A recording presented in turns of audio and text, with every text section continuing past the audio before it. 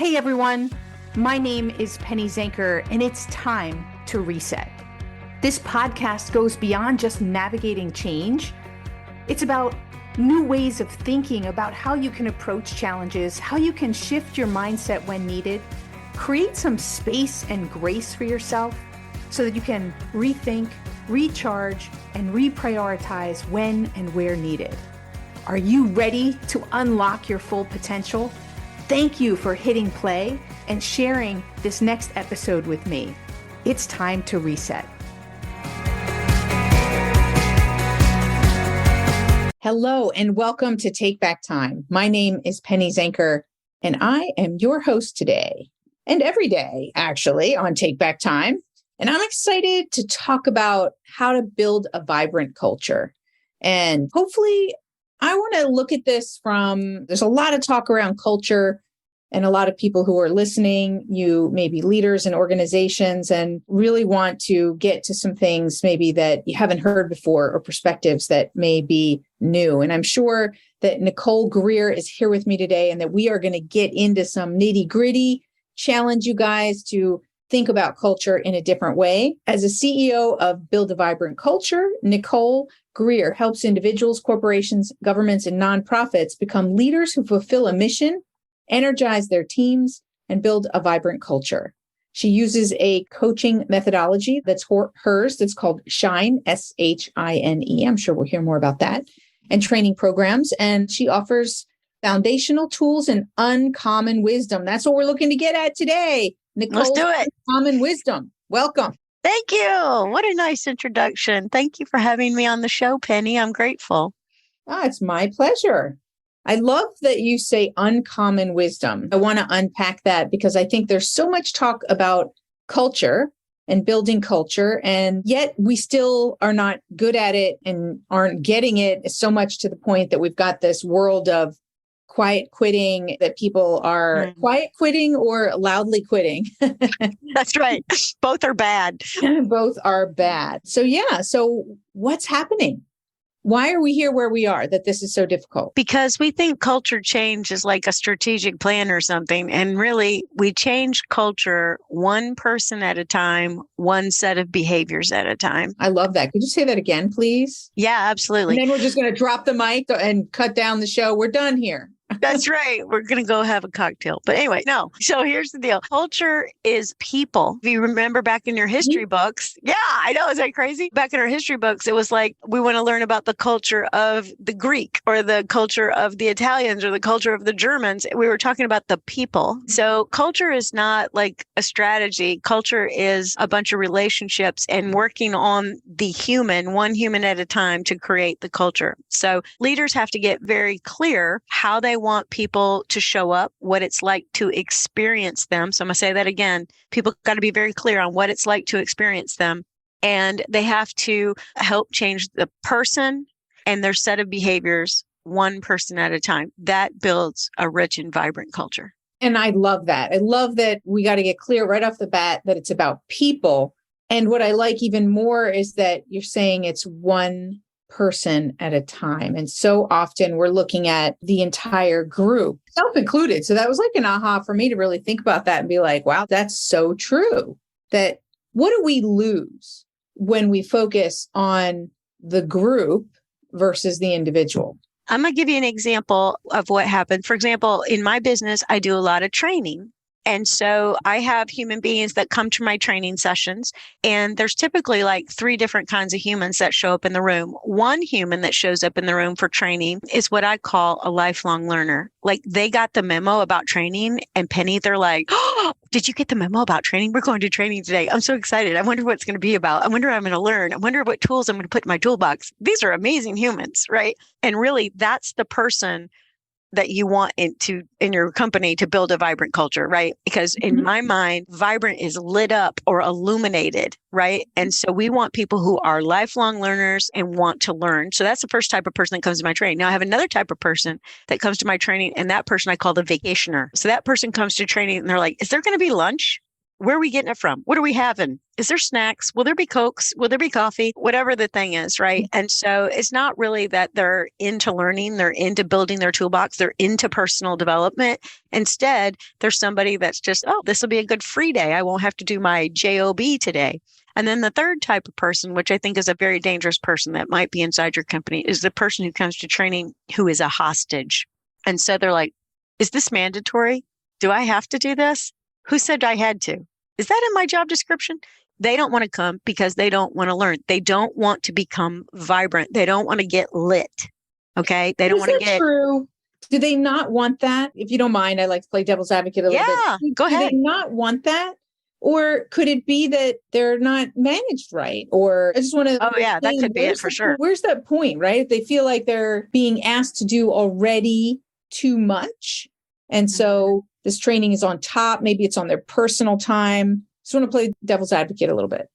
Okay. Yeah. So I definitely think that you do have a point. This hostage could be in the hostage mind frame or mental model because they've had some bad experiences that has put them there. But the one I'm talking about in my examples, really the purest examples, they really don't want to be there. It doesn't matter how you manage these people. They're just not user friendly. Okay. But the folks that are hostages that are like you're speaking of, if the training is excellent, and it feels directed towards really their role, and they have an opportunity to mix with the information that's been delivered to them in a thought-provoking, creative way, you can turn a hostage into a learner. Yeah. And at the end of the day, my number one core value is personal development. I want it for myself and I want it for others. And people, to have a vibrant culture means that I have a relevant group of people who want to learn and stay active and in the market in a healthy way. Because at the end of the day, why do you have an organization? Because you're either trying to make a profit or you're trying to make a dent in the universe with your nonprofit. So you got to have people who are willing to learn and change because change is inevitable, but growth is optional. Yes. You might have heard that one before. Yes. Yeah. Fantastic. So did that answer my question? So if we're trying to build culture by doing it in a one size fit all. I guess that's the thing, right? If you're doing it in a group, then you're doing it in a one size fit all. And you're not doing it, as you said, one behavior at a time or really understanding each individual's. I want to make sure that people understand what's the difference. How do you approach things differently when you're doing it one person at a time versus when you're looking at transforming a culture from a team or a group perspective? Yeah. So I think along with training, the other thing that I think is essential to help people one behavior at a time, one person at a time to shift and change is to do performance management. Many of you work inside of organizations and you have an annual review. You have a process where you sit people down and you say, this is how you're doing. Now, I believe firmly that you need to be doing performance management with people like every 2 weeks. So for example, we're headed right towards the beginning of the year. And so people need to understand how they've done so far, but then sit down with their leader and figure out where do you want to go with your career? Where do you want to go with your job, with your subject matter expertise? Where is it that we're going to take you? And the leader sits with that individual and sets goals, holds them accountable. We could talk for another hour about accountability if you want to. I think accountability creates a vibrant culture as well. And that's how you morph and change behaviors is through accountability. And so we work with them one-on-one and coach them. And that's how you get people to shift and change. Not because you're like beating them over the head or you've got some kind of whip and you're like, cha, let's go. No, it's more like I sit down with Penny. She's my employee. And I say, Penny, here's what you've told me you want to do with your career. Do I still have it right? She says, yes. I say, okay, so let's really work on your career together. What are we going to do? What are we going to work on? And so we put together actionable goals, things I can hold you accountable for. And the next time that we meet, we'll check in. How did you do? What did you learn? What's our next right step, which is the N in my Shine coaching methodology. So it's this constant care and attention of the work, the career, and the future of each one of your employees. If I work for somebody who really cares about my future and is dialed in and helps me move forward, I am totally lit up. I'm ready to go to work. I'm motivated. I'm excited. I got lots of things I can get done. So do you think this isn't happening because of our hustle culture? Everything's got to be done faster. We're so overscheduled and overcommitted. Because I hear all the time, seriously, that leaders, they don't have the time to hold these sessions. And that's when they're only once every 6 months or once a year. Like, oh, we've got annual reviews and I don't have the time to do them. That's crazy. Right? So do you see that one of the driving reasons why this just isn't happening? Or why is this not happening? Why are people not sitting down regularly with their people to provide that regular feedback about how they're doing and helping them along? I hate to say it like this, but I think one reason is it's an excuse. So I'm just going to say that, which is a highly unpopular response. But you can't not have these meetings with your people because it's like your car. If the engine light comes on, some people drive around with the engine light on, and good luck. But then if the engine light comes on, it's, oh, I better pull into the Johnny's service station here and get my car looked at. Okay. That is when people are finding time to sit down with people, when it's already too late, when somebody's behaviors or attitudes have gotten too far gone. And then, okay, now I have to sit down with you and I've got to correct you or rate you up or put you on a PIP or whatever, personal improvement plan or whatever. But if we sit down with people every 2 weeks, we're doing maintenance, okay, on people's careers and on their attitudes, on the projects they're working on. And a couple of things can happen in there. So I mentioned accountability and I'm going to mention expectations. So with your permission, I want to talk about expectations for just a second. Is that okay? Okay. Yeah, absolutely. Okay. So I think the quiet quitting thing that you mentioned at the beginning is a lot about the leader's not talking to me. I don't really know what's going on. And so I'm going to sit here with my arms crossed and maybe with my bottom lip sticking out, pouting that this is unfair. It's not right. Nobody's talking to me. I'm not sure what's going on.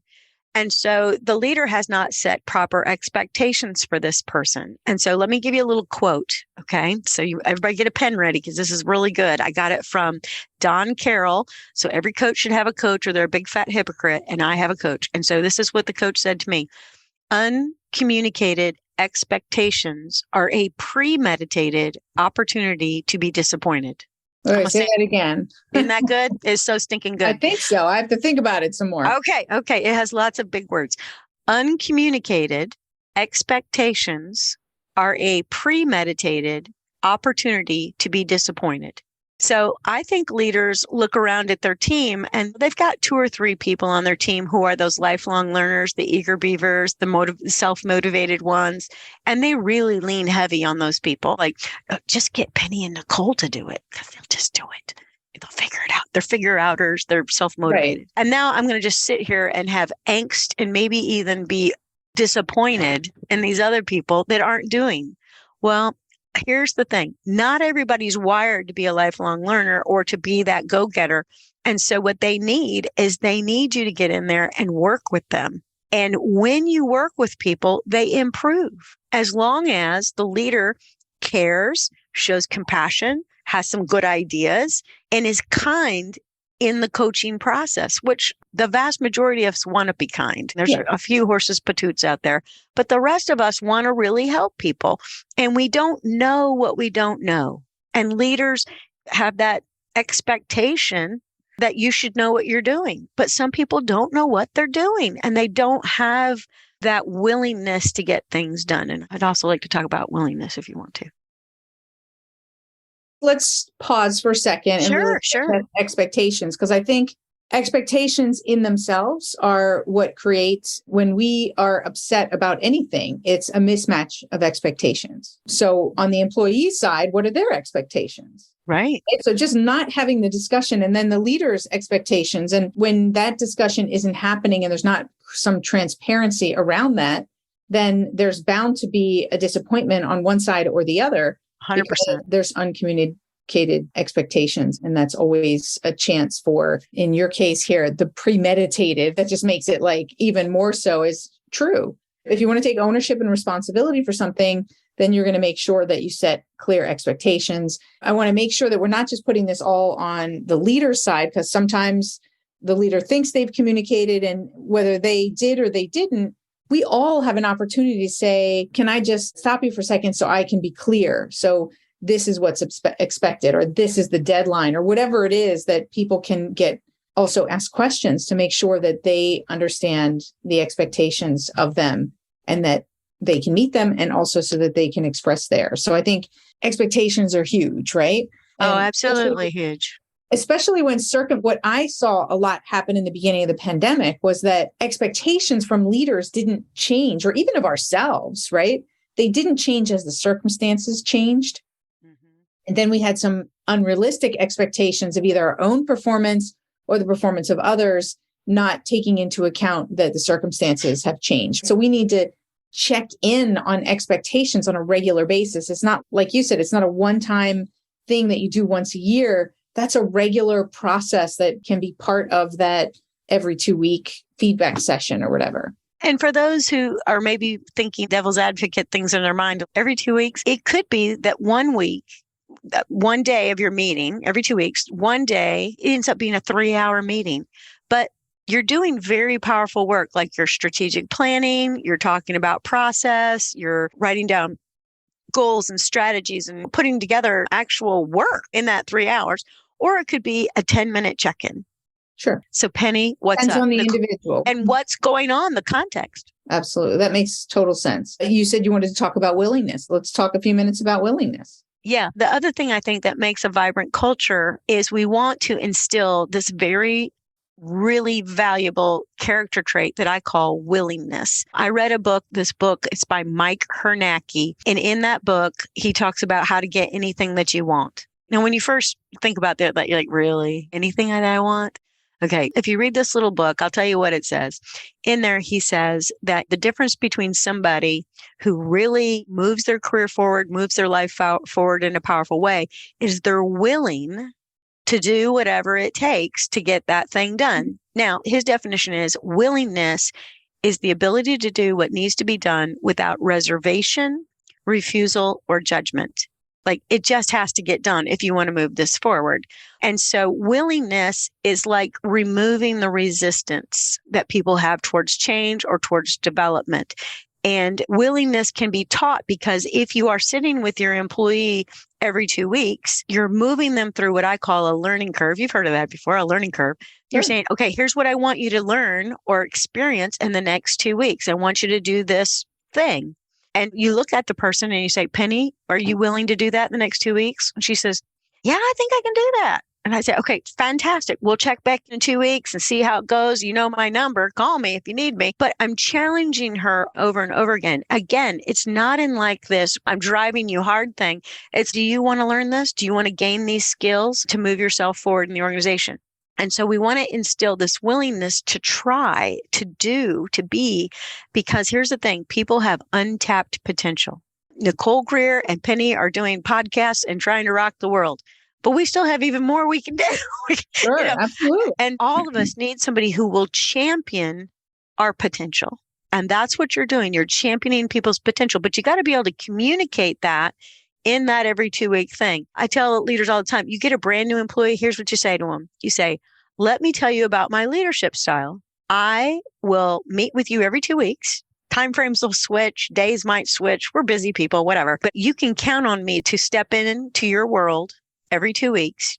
And I will be working on developing you. I'm a leader. So my job is to, first and foremost, is to lead people, this is building a vibrant culture, one person, one set of behaviors at a time. And so I get in there and I work with you, and you grow and you morph, and you are what I call living a vibrant life. And that is exactly what leaders want to do. They want to increase this willingness to learn and grow and change. I just want to, I know that you mean this, for the listeners, is coaching, a large part of coaching is asking questions. It's not giving them the answers and saying, yes, here's ma'am. what we're going to do over the next 2 weeks. I just want to make sure that people listening understand that it's not just, here's what you're going to do. It's, what do you think you need to do? And the person is going to dig and think, and you might challenge them, be like, is there anything else? Or how else could you look at that? And so forth. It's a coaching as leadership has that nice balance between giving people direction and also helping them to take that direction themselves and create their path. Am I 100%. add anything to that? Yeah. So I would just like to layer right on top everything she said. Absolutely truth. When you're in these one-on-ones doing performance management, you're going to wear 4 hats. Okay. Like, do you have enough to do? You have a very big hat rack, right? So you might lead in this meeting, which is you might tell right? So like I have a business need. Business needs something from you and me and Penny. And so I go to Penny. I said, this is what the business needs this week. I need you to do X because I don't have time to have her figure it out. I'd make this happen. And I said, yes, ma'am, sir. And now I'm in here with Penny to get her help to get it done. So I lead. I say, here's what I need you to do. Now, inside of that little leadership moment, I'm saying, well, what do you think we ought to do to get it done? And she's got genius. And so she's going to tell me, and we're going to have a little powerful questions and whatnot in there. But I am giving her a directive. I'm leading. Then the second thing is there's managing. So in that one-on-one, I will manage process and thoughts and things like that. So for example, let's say Penny's job is to take care of the customers. And I have a bad customer survey come back. And so I say, wow, Penny, you know what I want to talk about? I got this customer survey back. Let's look at it together. What do you think happened? So again, there's the powerful question, right. But we're managing something that needs to be looked at because we're trying to get our score to go from 4.0 to 5 stars or whatever our goal is. So I might manage a little something. The other hat I might put on is pure coaching, which is what I think Penny was just talking about, like pure coaching. Like, what do you want to do with your career? What do you want to work on? The client sets the agenda and the coach asks questions so that the client can work on their agenda. And then the fourth thing we do is mentor. So sometimes I might lead somebody who's a great deal younger than me. And I'm 56 years old. And there's nothing more delightful than in their 20s who's hungry. And so a lot of times I have a lot of people call me like, will you have coffee with me? What they're looking for is somebody to mentor them. How did you do what you're doing or get where you are? They need to know that just tell me how you did it. And they'll take what they want and leave what they want. And that's mentoring. So I think in that performance management, you've got 4 hats on. And I've got a little thing I could send you if you want that with the 4, what activities are where. At the end, I'm sure that you have that somewhere on your website and you can give us that link or wherever to go to would be great. Sure. So I love that. Absolutely. That's so beautifully parsed out and said is that there's a leader has many different hats and leading is just one of them, right? Yeah, just one. Perfect. I want to ask everybody this question. So I want to see what your perspective is coming from the vibrancy aspect of the culture is how do you define productivity? And how do I define productivity? I think productivity is taking the least amount of steps to reach the goal. That's what I think productivity is. Now, sometimes we know how to reach a goal. Okay, so I'll just draw on my past for a second. In the way back, I had a career in property management. And so one of the things I was supposed to do was lease apartments. Like I was supposed to get people to give me a deposit so they would move in. And I had a process, a sales process that was given to me. And to be productive in getting leases, like you need to get 6 this week, there were steps I could take that were predictive. If you do all these steps, it usually results in a successful sales process, right? And all the salespeople listening can relate to that. So you want to do the least amount of steps possible. But I also know that everything in life has a yin and a yang. And so there, you could use that magical sales formula on somebody and they're not going to say yes until you take an extra long time or you give them something extra, something special. So sometimes you do have to take some extra steps or do some extra things or take more time with certain people or certain projects to actually get them completed. But I think productivity is paying attention to what works and definitely do those things. And then if you have to add extra, you have to add extra because it just depends on the context, the situation, how complicated it is, whatever you're working on. But the least amount of steps to get things done is what I would call productivity. What do you think? I like it. Yeah, that's a clear, concise, great answer. And nobody's given me the same answer. So I just find it interesting that everybody isn't that fun? A very different perspective on what productivity is. That's great. So, before we finish up, and I know there's so much more that we could talk about, but people only have so much bandwidth. And of course, we can either have you on again and people can go to your site as well. So I wanted to ask you, leaders have such an important role in creating a vibrant culture. I've been doing a lot around leaders that are trying to control, that not doing those other hats. They're not coaching, they're not mentoring, and they're just directing and it's stifling people. Mm-hmm. So do you have a story or a situation where you had a leader that was toxic and not letting go of control?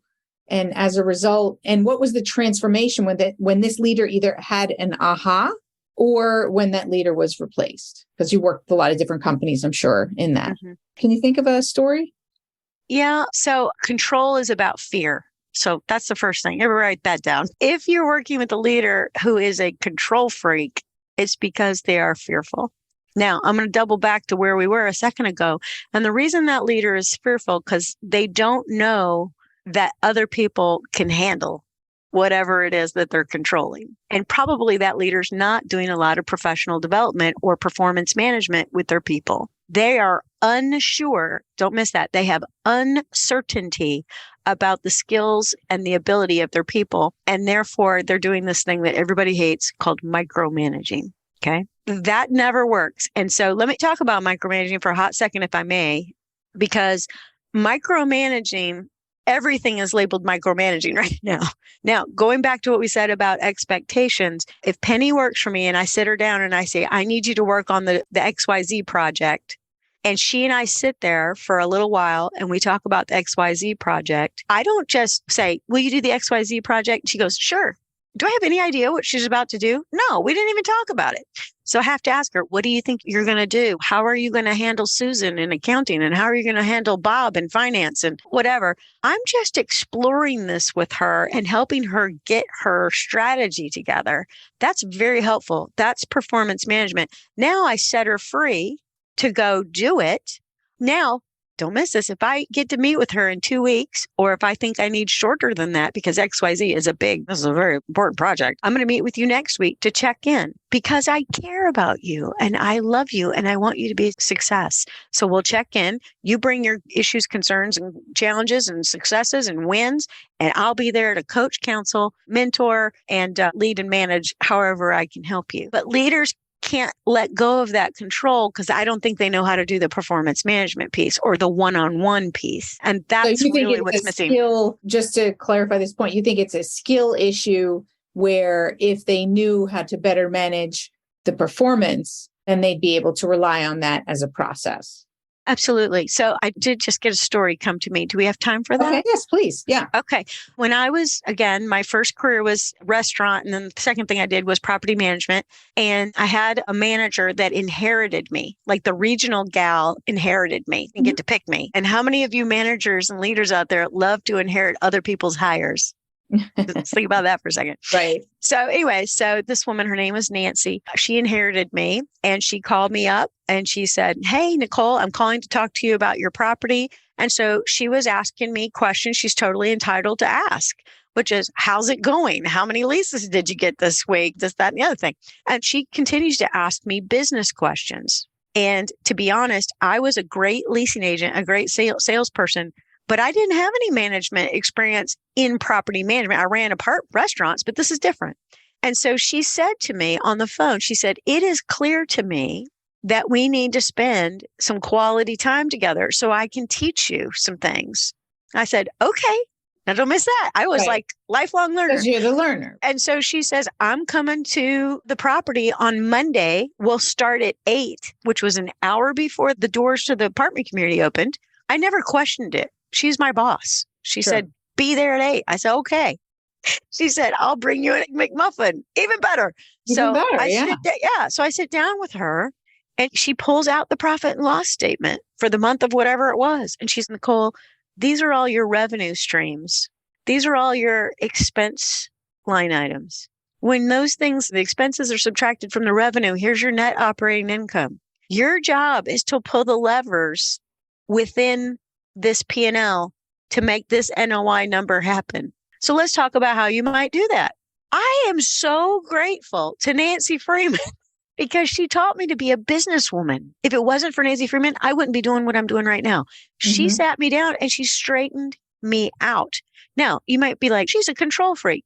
No, she's not. She's a teacher. Right. She's teaching you what you need in order to be successful in your role. So what I'm hearing you say is it's definitely important that we're not mislabeling things or we're not getting our ears in a twist over somebody who's actually teaching us how to do our job effectively versus someone who is overly controlling and isn't giving you 2 weeks that they send you something and 10 minutes later they're in front of you and they're hovering. Right. And I understand. I'm a recovering micromanager. So I completely understand. And that's another story. I wanted to get to, and we won't have time to do that today, but maybe think about it and have something to think about, collecting just stories of how cultures shifted when the leader understood that they were overstretching, and how that shifted, and how it shifted one person at a time, but it also shifted by one person's change, right? So it can be one person at a time, but it can also be that each and every person has to be responsible for the role that they play in its ripple effect on everybody else. 100%. Yes, we can do that for sure.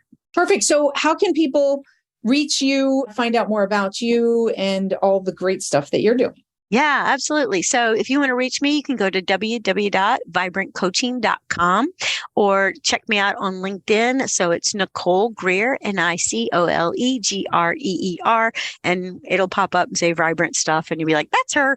So it's very easy to find. Awesome. Thank you so much for being here. It's been my pleasure. I had a ball. Thank you so much for having me, Penny. And thank you all for being here, because this is just a reminder, if you're not already thinking about how important culture is in your organization and how important it is for each and every one of us to lead ourselves and to allow ourselves to be led and to lead with care in all of those aspects, lead ourselves and lead others with care. I think if I put an umbrella on it, that's where what I took away and what came out of my mouth today. I love it. Thank you all for being here. And I look forward to seeing you or hearing you or you hearing me in our next episode. My name is Penny Zanker, and this is Take Back Time. I'll see you in the next episode. Hey, thank you for spending this time with me. It really means a lot. If you're feeling a little off, distracted, overwhelmed, stuck, or just out of sync, remember that's your signal to reset. And that's all it takes, just recognizing one reset moment at a time. So stay tuned for more tips, tools, tricks, stories, strategies, all here on Time to Reset. We'll see you in the next episode.